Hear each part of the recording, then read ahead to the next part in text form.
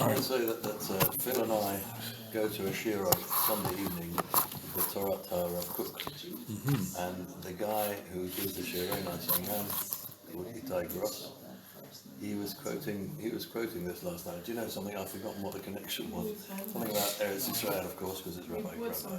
Well, he said I quote the same thing that you said, that this is one of the focal elements of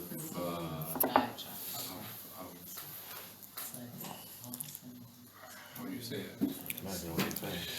Well, Jewish thought. And he places Rav Kook as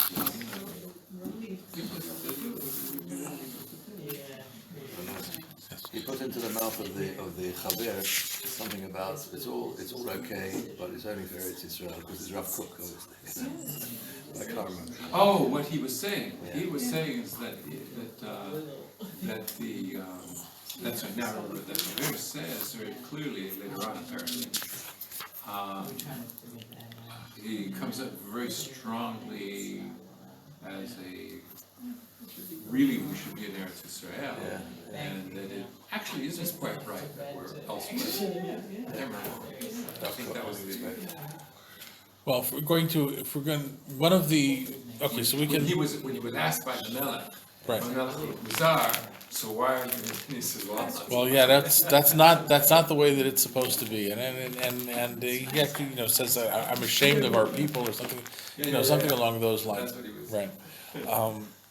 But just so we understand the what lies behind this, okay? You have once again, you have these different realities. You have the physiological reality, which all life forms have, including plants, because everything grows and reproduces. Then you have the vital, whatever it is, the vital field of being, where you have animals that move around. Then you have the intellectual field of being, where you have human beings and human consciousness, and then beyond human consciousness, you have a gap, kind of like an unbridgeable gap, the same kind of gap you'll have between plants and animals, where just plants and animals are completely different things. So he's saying that that's the kind of gap that you have between the regular kind of common human intellect, which all human beings share, and this inyan ha'eloki, this divine consciousness. Okay, that's entirely beyond that, and divine consciousness, once you get it, it rewrites reality for you. First of all, which is why in Rabbi Yehuda Halevi's idea, the divine reality is always connected to the miraculous, because its function is to rewrite the nature of reality, and he connects it first of all to belief in creation, and he connects it to prophecy, and he connects it to time, a certain kind of time, I think, and he connects it to Eretz Yisrael. Now, so what that means is, in like this, the divine field, okay, is going to transform everything. So from that point of view, you actually have a union between a human being and the objective world. It's a kind of later Kabbalists would use the word yichud. It's a unification between human awareness and animals and plants, and it reaches down to the level of the physical stratum, the stuff, which once again is another thing that regular human intellect, is built on differentiations. Okay, so I'm human, and that's a clod of earth over there. Okay, so we're different, and if you would throw in a little bit of a more modern slant on this, you'd say, well, listen, human consciousness can be conscious of everything, but it can't be conscious of everything as it really is, because I'm already humanizing it when I make it part of my awareness. Okay, so I can't know what it's like to be a rock. I can take a rock and I can analyze it according to all sorts of different categorizations, and I can make a theory about how it got here, and it would, and I can talk about its chemical compositions, or I can talk about how to slice it and cut it so I can put it in a building. I do a lot of things with rocks, okay, but to know what it is to be a rock, only a rock can know that, and therefore we're all fundamentally cut off from the world around us. And to some extent, this reflects back on Shabbat also, because whenever we're doing labor, right, we're taking the material of the world and we're adapting it to our human purposes. So even though the world is cooperating with us because the rocks let us cut them, and the fields let us plow them, and the seeds, we put them in the ground and they grow for us, and we're able to utilize all of this, of the stuff of the universe, but we can't really be one with it, can we? Okay, so part of Shabbat is when when you finish with labor, and today is Shabbat. You return to some kind of kinship with the rest of reality. Okay, and this is an essential part of the Inyan Ha'eloki, the divine, the divine consciousness, and therefore the place. Now, I mean, not every point in the world, okay, is affected by divine consciousness. Divine consciousness exists within certain people. It's not universal, and it exists within a certain place, which is also not universal. So you have a certain kind of unification between a person at a specific place at a specific time, right? And it just happens. You just discover it. Excuse me interrupting you. Yes. Wouldn't you call the neshama the divine consciousness then? You say it's not in everybody, but wouldn't you say? Well, yes, you would say that it's a neshama. You'd have to say that it's what the Chabad like to refer to as the Jewish neshama, okay, or the chelek Eloka mimal, the fragment of God from on high. Even though fragment's a terrible. Chelek doesn't really mean a fragment, and it doesn't really mean a part in the conventional sense. It's something much more like, I can have a chelek in something, I can have a part in something without separating the part from the rest of it. Okay, so it's not like if you really, I'm running around with a fragment of God in my head. Okay, that's not what it means. In any event, just to get back to the point, so there. When the Inyan Eloki becomes revealed, there is a union between human consciousness, other levels of consciousness, right down to the substance of things. Okay, and that unification is focused. It emerges at a certain place in time, and it's focused at the place and time where it emerges. So, congratulations. Where did it ever first emerge? In Eretz Yisrael. That's where, that's Avraham. That's where Avraham found it. Avraham more or less is the cornerstone over here. But once again, Avraham goes back a long way. And as before Avraham, there was Noach, and Noach was also here, and Adam was also here, and he goes through this whole historical thing. So Eretz Yisrael is always the place where the Inyan Eloki was first manifest. Right, and that's why Eretz Yisrael always remains the center of the Inyan Eloki, of the divine awareness. That being the case, it's possible, Rabbi Yehuda Halevi concedes, to receive prophecy in Chutz La'aretz, because we have Yechezkel, who was a prophet in Chutz La'aretz. We have others like Yonah, who was actually trying to run away from Eretz Yisrael, so he wouldn't have to receive God's message. So he's also in Chutz La'aretz, and he's getting some kind of prophetic messages, even there. But the point is that Eretz Yisrael always remains the center of all these disparate phenomena. So basically, and this is what he says. He says the only way that you get prophecy is either if you're in Eretz Yisrael or if it's on behalf of Eretz Yisrael. One way or the other, Eretz Yisrael is always part of the picture. So like a person who turns to daven, and faces Yerushalayim, is going to have some element, just by doing that, is going to have some element of the Inyan Eloki operate, operate with him or her.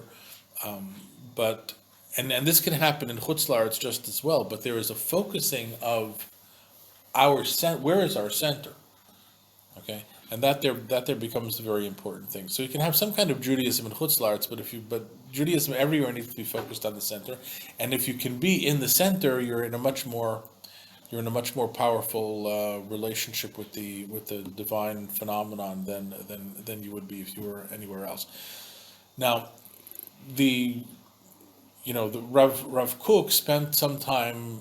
I guess it's usually probably right there at the beginning of Orot, where he kind of like criticizes Rabbi Shimshon Raphael Hirsch. That's exactly what we were talking about yesterday. Right. Okay. Because as far as Hirsch was concerned, okay, Eretz Yisrael is a means to an end. It's a utilitarian thing. You got to have. If you're going to worship God, you have to have a livelihood. If you're going to worship God well, you can't. You have to be independent. At least initially, you have to have enough independence because if you're not somebody, then you're going to be whatever you are when wherever you are. So we have to build, for at least for a period of time, we have to build up our independent identity. So we have to be able to work. We have to be able to support ourselves. Eretz Yisrael is the way in which we support ourselves while we're independent. But Rabbi Hirsch was much more comfortable with the idea of Am Yisrael being spread out all over the world, because he felt that by being spread out all over the world, we get our message out all over the world, and we really teach universal truths to people, and so in order to teach these universal truths, we have to go through a period of time where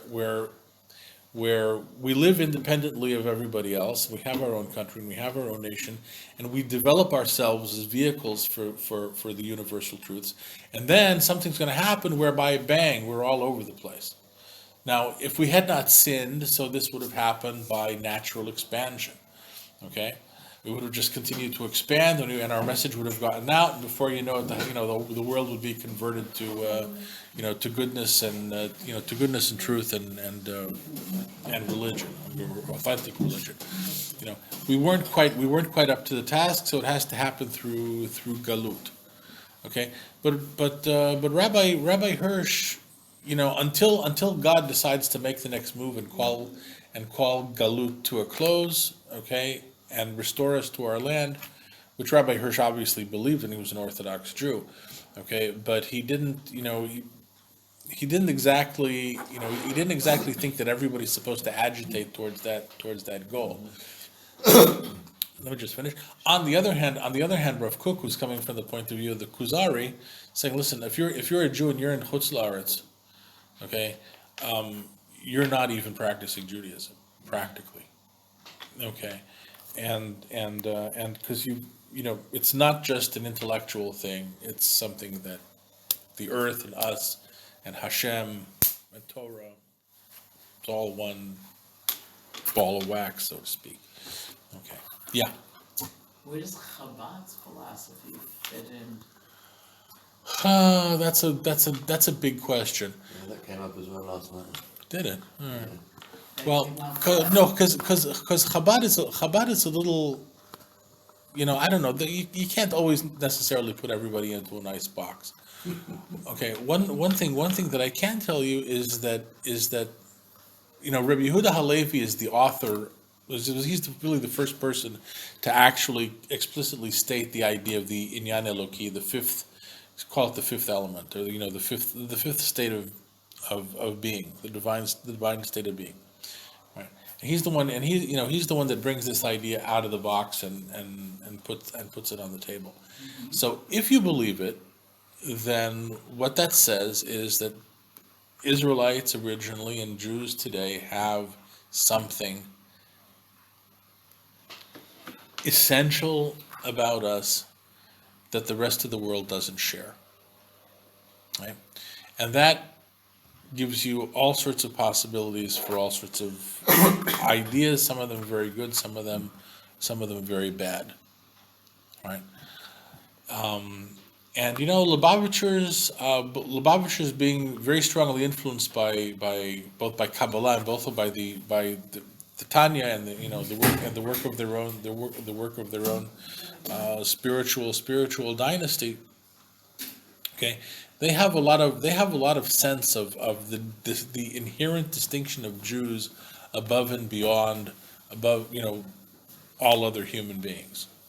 Okay, so they have that, and you could definitely, you want to call that racism? Okay, that's what do you do?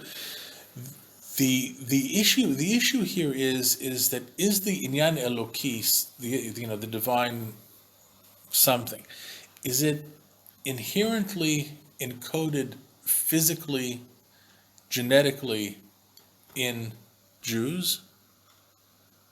Or is it something that is a human potentiality everywhere if you follow a certain process and you discover it? Now, once again, this is not a universalizable thing. I mean, a universalizable thing, if I teach somebody geometry, any human being can know geometry because geometry is a universal, and it doesn't have to emerge out of your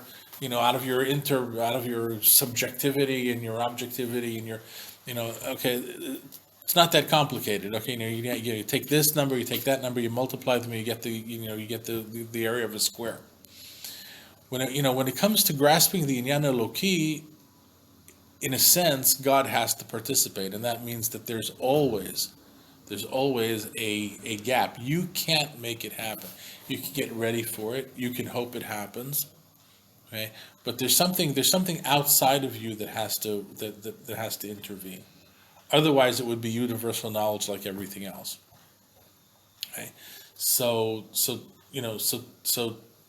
typically, if you were searching for this, which is what you would have to do prior to Matan Torah, okay, well, good luck. Okay, you search for it, you find it, you don't find it. There's, this is something that just kind of somehow has to happen. Okay, and you have to go on a journey of great difficulty with a lot of faith, and you have to accept upon yourself that, well, maybe it'll happen, maybe it won't. Mm-hmm. The wonderful thing about having Am Yisrael in the world is that here's the key, right? If you participate, our story is very individual.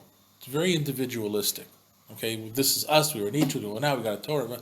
But if you accept our narrative as being your narrative, and you accept upon yourself the mitzvot that we received at Har Sinai, you get the inyan Eloki, and you can. And even though that, of course, just opens up another journey, because just because you get just because you go to the mikveh and you come out and say, okay, Mazel Tov, you're Jewish, that doesn't really mean that you're actualized anything, but presumably you now have the access, so you can work on that.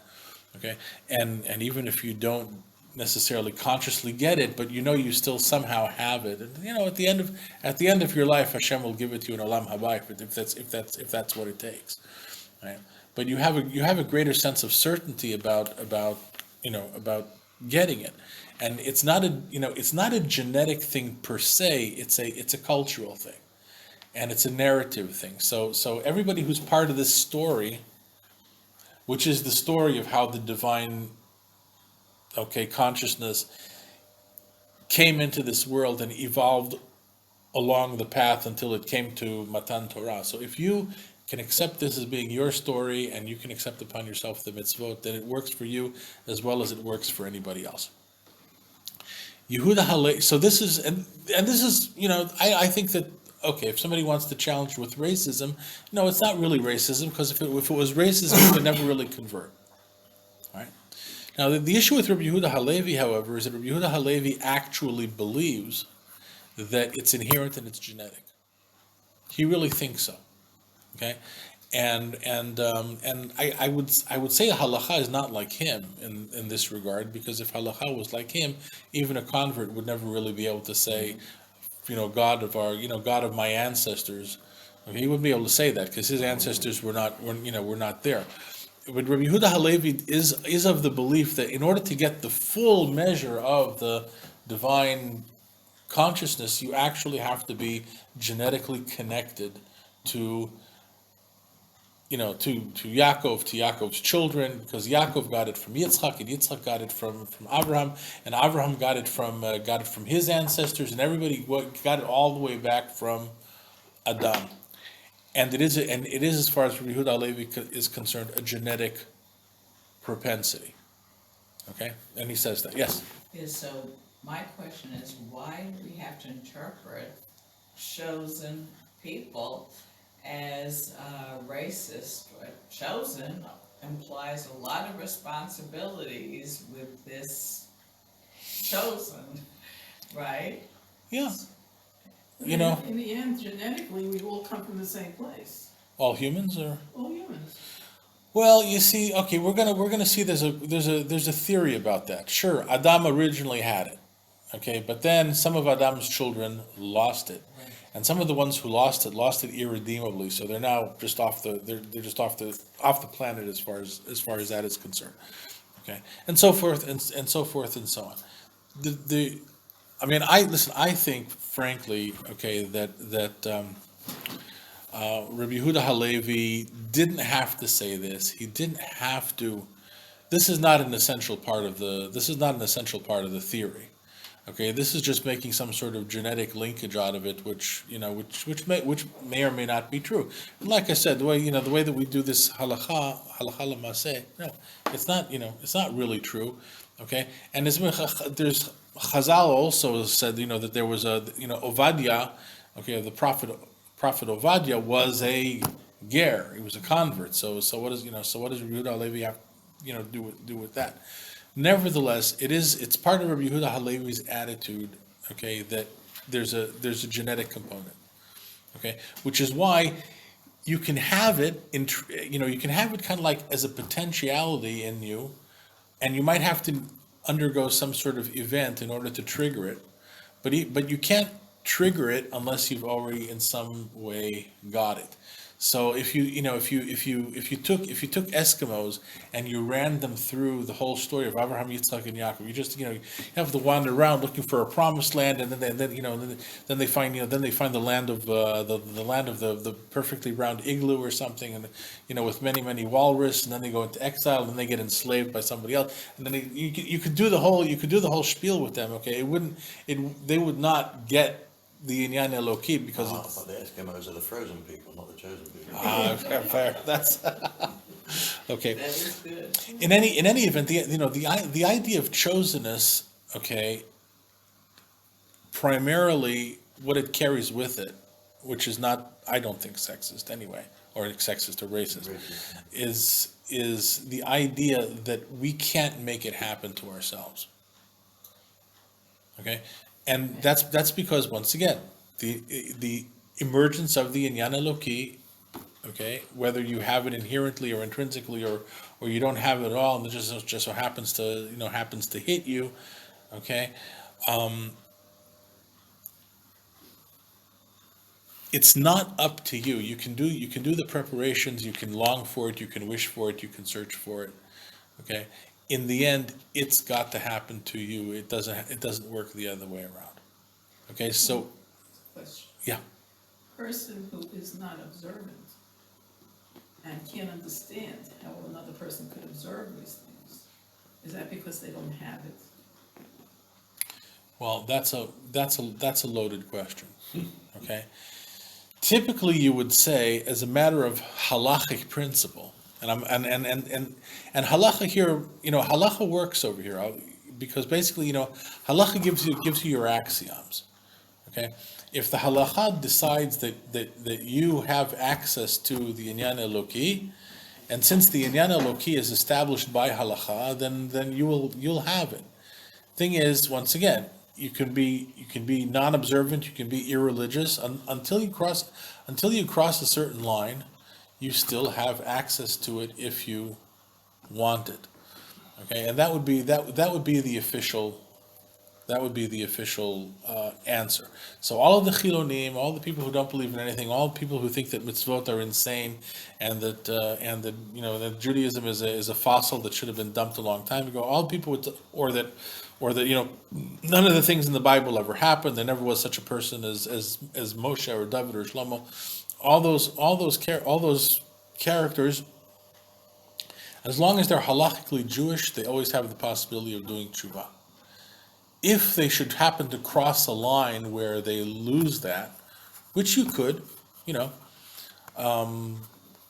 conceivably, let's say marry a non-Jewish woman, and we're talking about your children now, or your guy's children. What happens to them? So there are certain lines that if you cross them, you'd have to, you lose your access, then you'd have to convert in order to, in order to get it.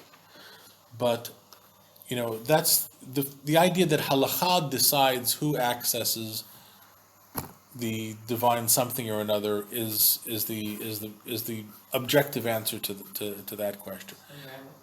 Yeah. With Gail's question, is that then maybe where Chabad's philosophy steps in?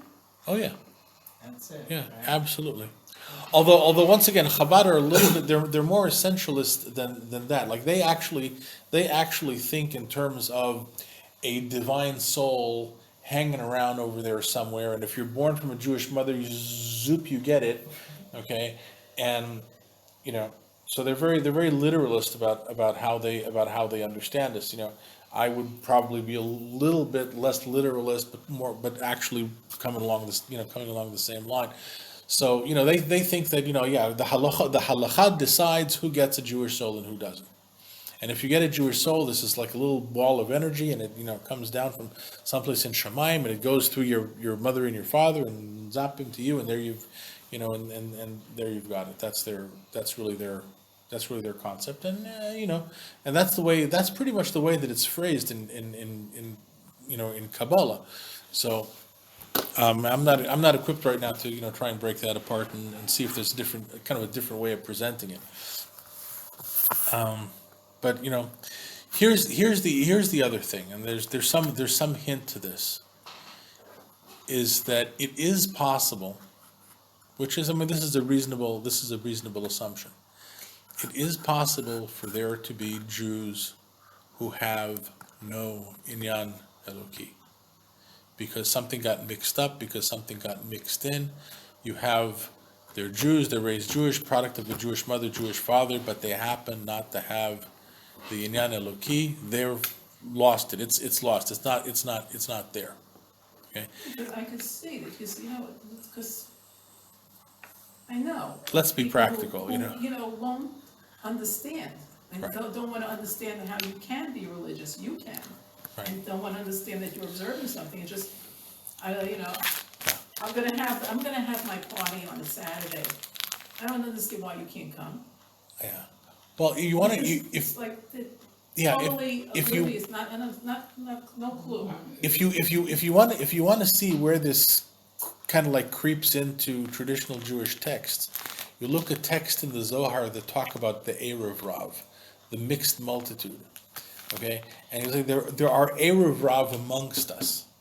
Sometimes you can have big rabbis that are really Erev Rav, which was wonderful fodder for some rabbis that want to take out other rabbis. Oh, he's Erev Rav. Okay, so he does. So and now personally, I think it was one of the few times in my life that I ever stood up and got out of a shir. I said, listen, you want to talk like that? Right? And I was, I'm a rabbi. I'm sitting in a little shul, in the basement on Sderot Yerushalayim, where we used to be, and some guy comes in and he starts to talk. Then he goes into the Erev Rav thing, and these people are not really Jewish. They're Erev Rav. They're technically they're Jewish, but they're really Erev Rav. And you know what? From my point of view, if I take the halacha position that if the halacha says you're Jewish, then you've got it. Okay, and then so then maybe Erev Rav is a way of saying that you're inyan Eloki, your divine something is buried really, really, really deep, or it's hovering high above your head, however you want to say it. But to start running around and saying, this Jew is Erev Rav, that Jew is Erev Rav, he believes in that political party, so he's Erev Rav. I said, so that's I stood up and I walked out, because the idea of Erev Rav is so dangerous. Okay, it's really, really so dangerous in a nation that we suffer so much from infighting and from mutual recrimination. You let that weapon out. I Okay. think in the final analysis, we are not God, and we can't say because he doesn't keep Shabbos, he's not a Jew, or he's not good, or he's not whatever, and he gives a lot of tzedakah, and he whatever, and he doesn't keep Shabbos, but or we are not above this sort of thing. We cannot decide in the final analysis who is and who hasn't, and who's got it and who hasn't. Only Kodesh Baruch Hu, only the Almighty can say, And since we're not the Almighty, so we simply follow the halacha standard on that point, which is why you have a halachic standard, is because it gives you something operative to use. Now, if you There's the antithetical attitude, which is Right. Zera Yisrael. right, that you can have non-Jews, right? You can have non-Jews that have it even though they weren't. Okay. Right. Now, like I said, okay, this is not exactly Rabbi Yehuda Halevi's thing, because Rabbi Yehuda Halevi's thing, he seems to take a much more genetic, continuous line. It comes through the line, right? And all Jews, all Jews who are born from the authentic Jewish genetic stock of Abraham, Isaac, and Jacob, and and Yetziat Mitzrayim and all that sort of stuff, you got it for sure. Other people who are converts, I mean, you got it, but it's not quite the highest level of it, Okay, so and Rabbi Yehuda Halevi also acknowledges the role of halacha over here. He doesn't doubt that. Okay, but he does, like I said, he does think that there's a genetic element to it.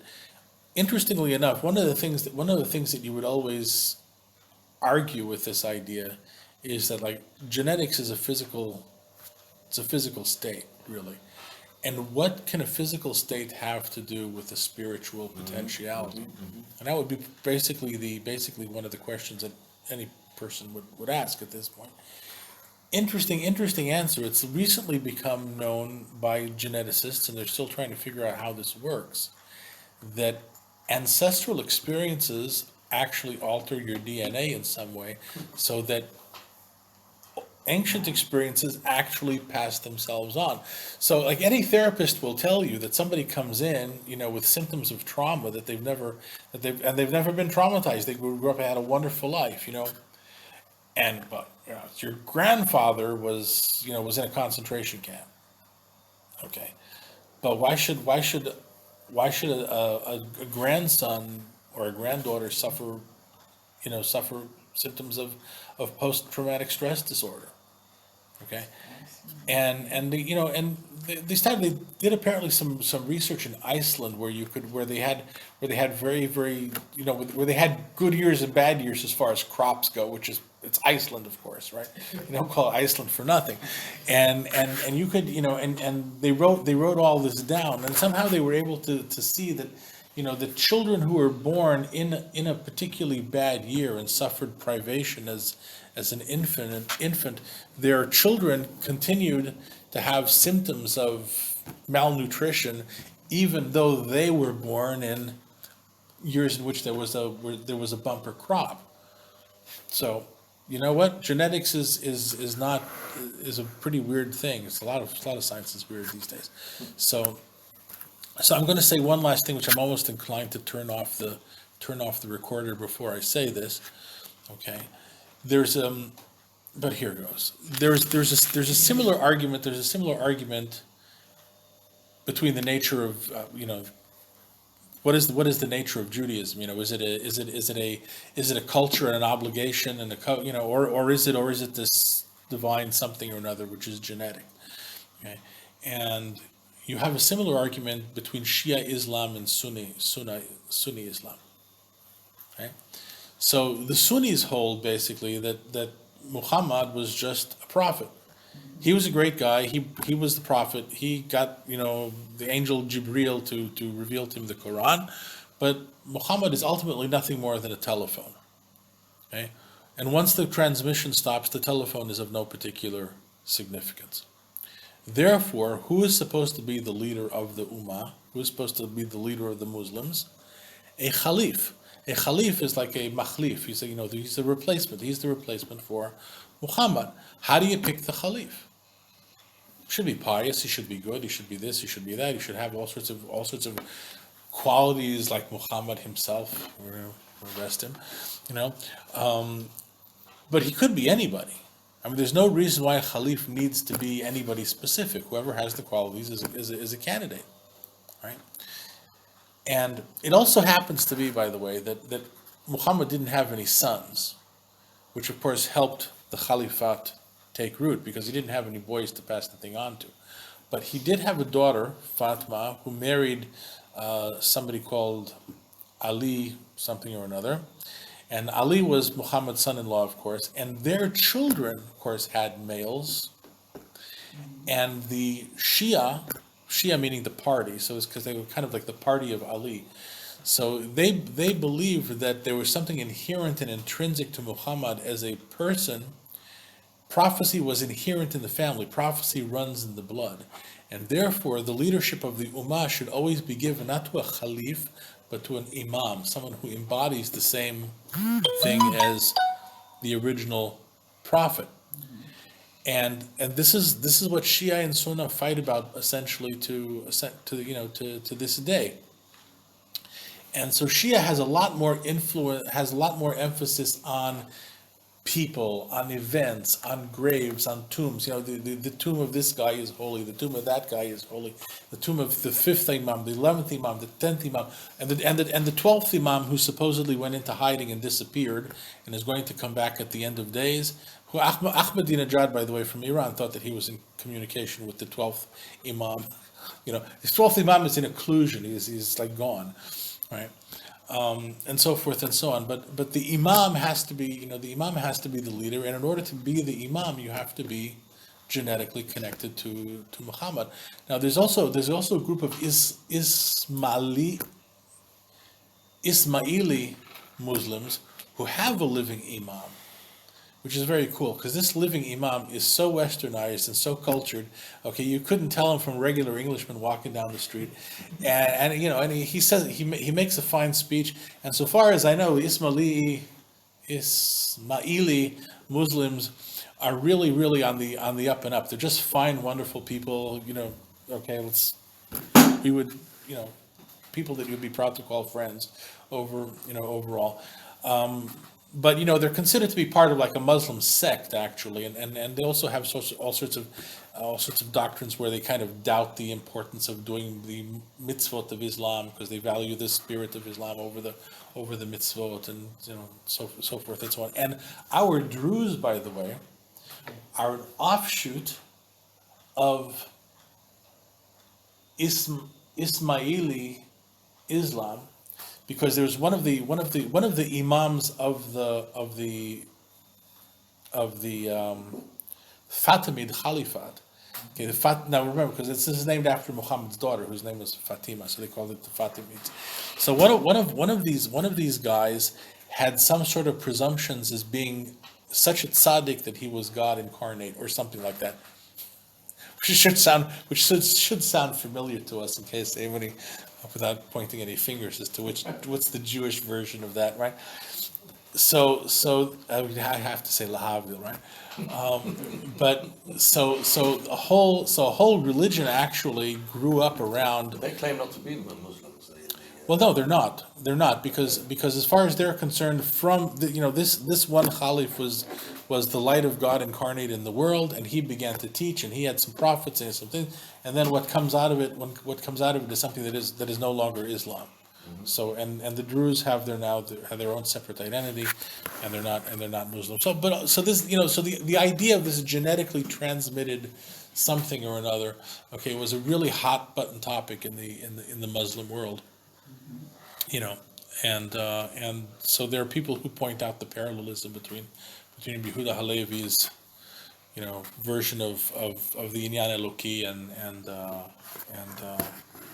Lahavdil Elef Havdalot, as they say, Shia Islam. But all right, how are we doing for time? I think we've spent a lot of time and we've gone absolutely nowhere. 2:40. Okay. Well, All right. So one of the things that we've seen, and I've mentioned this a lot, is that once you have the Inyan Eloki, time becomes a very, very important thing. You have creation, presumably you have redemption at the end of time, and you have time in the middle, right? And this is all a function of the Inyan Eloki operating. So wherever you have the Inyan Eloki, you're going to have a prophet. The prophet is going to tell you the story of reality. He's going to map out for you time.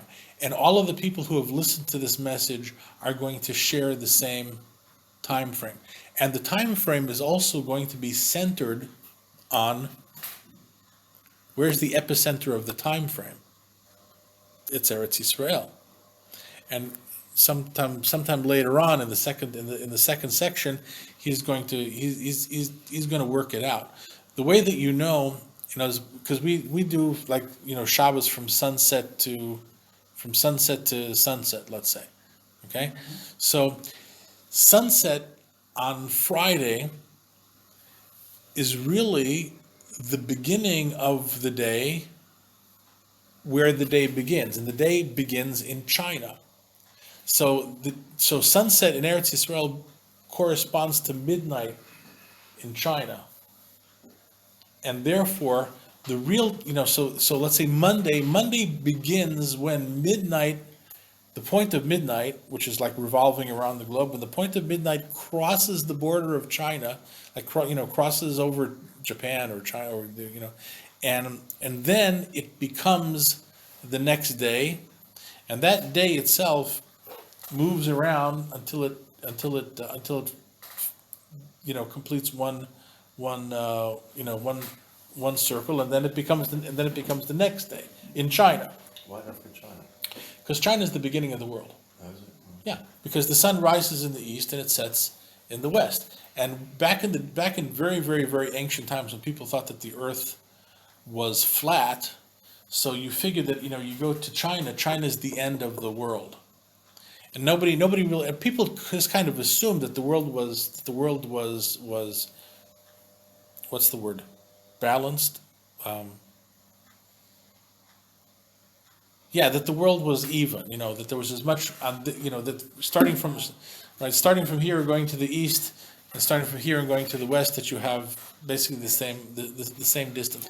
But anyway, once you take all this and you have to map it onto a round planet, so it turns out that the beginning of the day, the first time that you have Monday anywhere on planet Earth is when the moment of midnight crosses the China Sea and moves on to inland China, and then it goes around. But what moment in Eretz Yisrael corresponds to the beginning of the day in China? Sunset in Eretz Yisrael. So sunset in Eretz Yisrael is the moment. That's the real place where time is authentically calibrated, so to speak. Okay. So all this. Not Greenwich. Not Greenwich. No, it's okay, and it's calibrated to midnight in China. All right. Now I'm not sure. Believe me, I'm not sure that I really I think I vaguely grasp the idea. Okay. But let's see. So the king says, "Well, this is amazing. People have an established counting to starting from the creation of the world," and the rabbi says, "Yes, and that's the counting that we use for all of our purposes. And there's no argument between this about any Jew anywhere on the planet. We all have the same year. We all know how many years it is from the creation of the world. How many years is it? What is it? 5,000. Where are we at? It was 5,780. Right. And so the king asks, "Well, what's your count right now?" And the rabbi says, 4,000 and 4,500 years. Now, this is apparently not. This is backdated to the time of the supposed dialogue between the king and the Chaver, because Rabbi Yehuda Halevi was writing this quite a bit later. And the specifics of this timeline is explained from the days of Adam through Shet and Enosh to Noach, and after that through Shem and Ever until Abraham, and after that from Yitzchak and to Yaakov until Moshe. And these people were according to the order of their relationships to each other, that were continuous without a break, and they were like the seed of the fruit to humanity and to its, shall we say, divine potential. And each one of them had other children that were like a shell to that center seed, and they were not like their ancestors, so that the divine something should connect itself to them. And therefore, we count this number according to the divine individuals alone. All of these were individuals, they weren't groups of people, until Yaakov was born, until Yaakov had 12 tribes, that all of them were suitable for the divine, for the divine consciousness. And then divinity was revealed in the collective, in the group, and from then on we count the counting according to them. And we count the years of the ancients according to what was given over to us in the Torah of Moshe, and we know what happened from Moshe until now. So from Moshe until now we know the timeline because it's our history. The other thing is what happened between Moshe and creation. So he's giving you a speech, and he could once again get out of this very easily simply by saying that the timeline is explained in Bereshit. You know how many years Adam lived, you know how many years that this guy lived, and Methuselah lived, and Noach lived, and how many years between Noach and Avraham, and how many years Avraham lived, and so you can do the timeline all the way up until Moshe. He says he sells a whole bunch of other stuff here too, which is really difficult to pin down. Right? He says that first of all, the divine something definitely works through a chain of individuals. Right? Roughly stated, Adam, Shet, Noach, Shem, Ever, Avraham, Yitzchak, and Yaakov as individuals.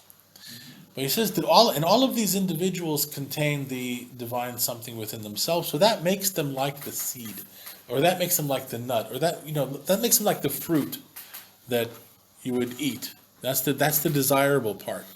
The thing is that they also have children that grow up like the shell that surrounds the fruit.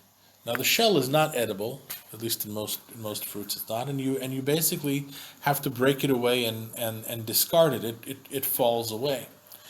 And eventually you get to the point where you actually have a whole group of people, 12 people, who all have it, and they are in a position already to found a nation where the divine experience will be distributed through everybody instead of being localized in a certain family or a certain chain of individuals. So that's the transformation that happens through Yaakov and through the sojourn in Egypt, where you have something that used to be just something that once one person in a generation could possess, okay?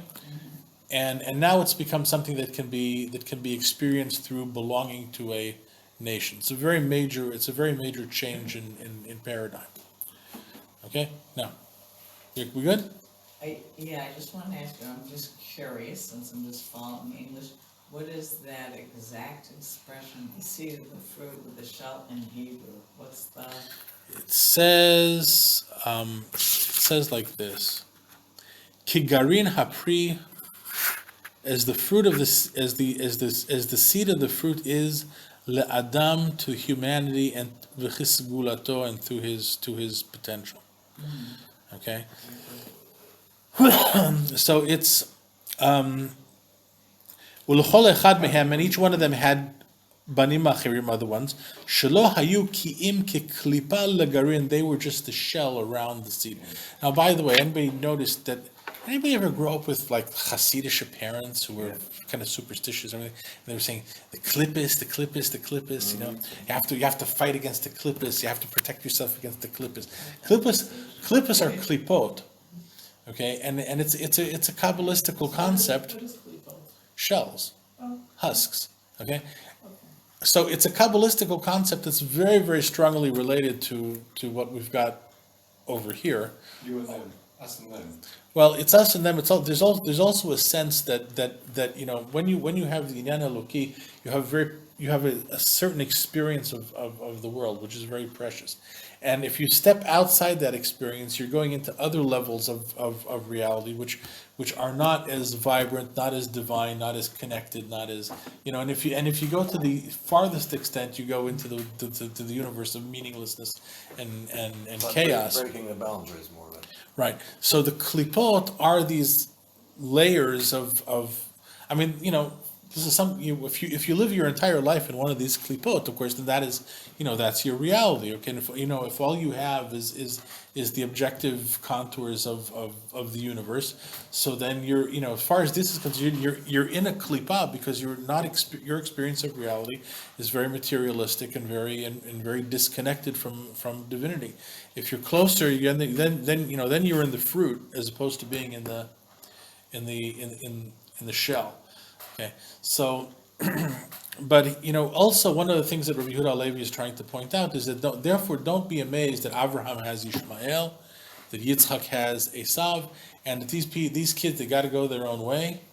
But once you get to Yaakov, you have a thing that's, you know, every child born of a Jewish mom is going to be Jewish, because we get that from the fact that every one of Yaakov's sons, regardless of all the horrible things that happened amongst them, and they almost, you know, he almost attempted murder and all the other sort of stuff that could have gone terribly, terribly wrong, you know. But they all, in the end, in the final analysis, at the end of the day, they all stayed true, despite Yosef being in Egypt and this and that and the other, and Yaakov thinking that he'd blown it, because it does explain to you why Yaakov would be so depressed over the fact that one of his children went missing.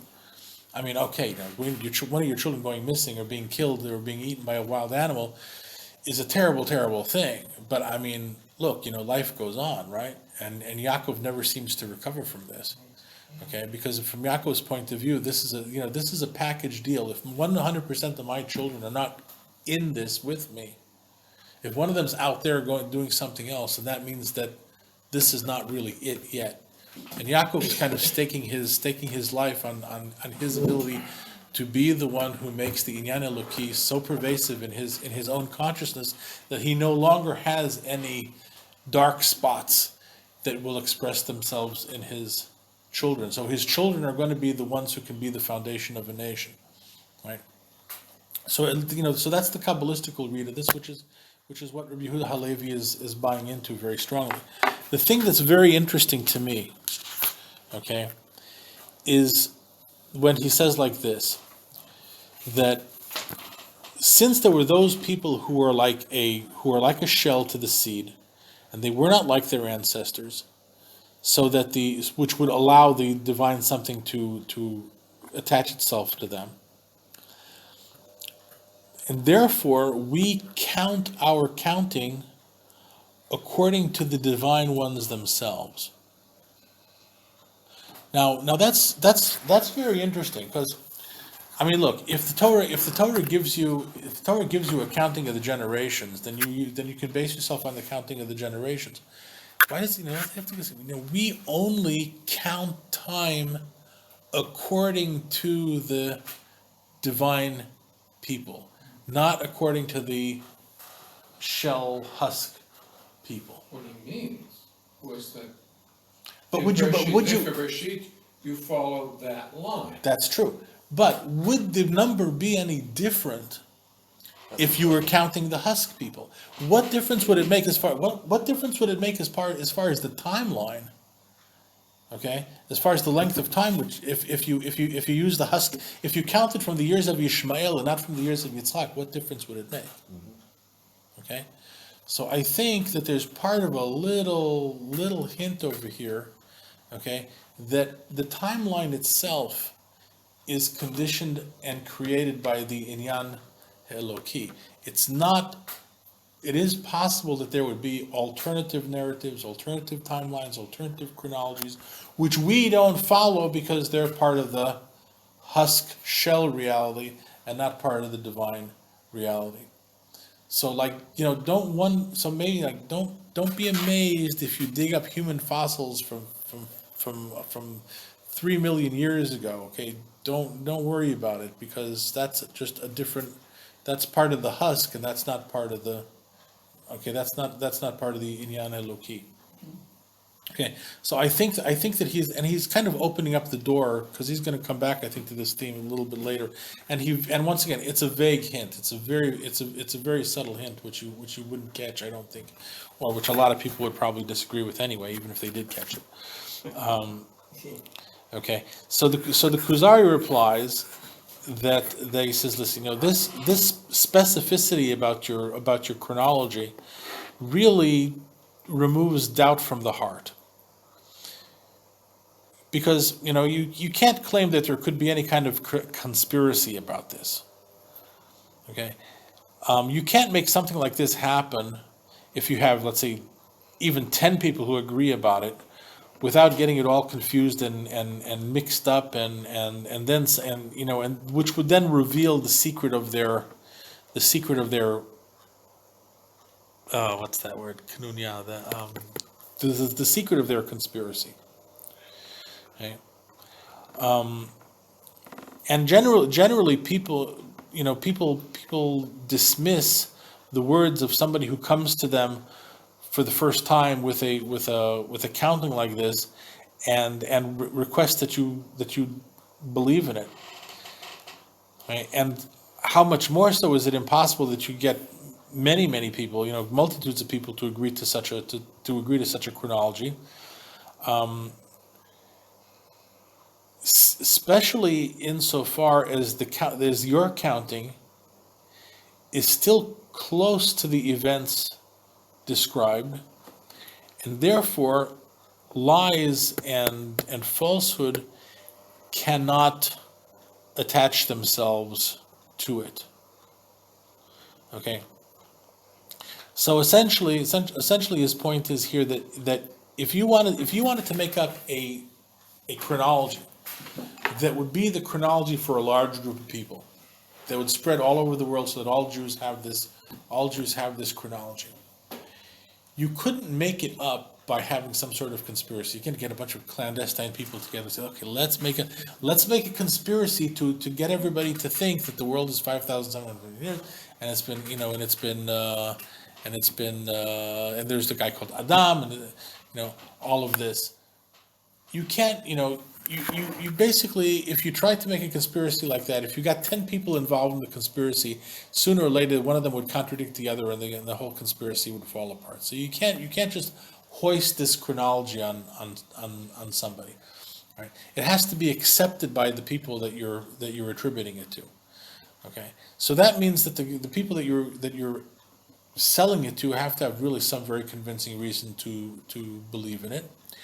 And that is all the more the case when you're not talking about things which are necessarily mythical, ancient history. If you want to foist something on somebody, okay, you have to you can't. It's easier to dump a chronology on somebody if you're going to tell them a story that happened like a million years before anybody, at the time when nobody knew anything anyway. So who could contradict it? But here, if you're trying to do something that speaks about, relatively recent times, which if you're talking about Moshe coming to Paro or coming to the Bnei Israel and giving them the Torah, okay, so you're talking about 2,000 years in the past, and that's, in the end, not super distant history. It's not anywhere near as remote then as it was for us now. So the possibility of having a conspiracy to make this work is much less feasible. And of course, the Rabbi is going to go on to reinforce these kind of things, and we'll talk a little bit more about that. But basically, one thing he is going to say very, very clearly later on is that really it's the force of prophecy that gets the people to accept the chronology. Okay? All right? So the people accept the prophecy, the people accept the chronology because prophecy is the gold standard for truth. Okay, and there you go. So the prophet speaks this, and the prophet has got the divine something or another, and because of the divine something or another, we all know that this is true, because this is what the divine consciousness is showing us. All right, so that's how that's how that goes, and I think we'll call it quits. Well, we have to call it quits for today. Okay, and Thank you. Don't worry.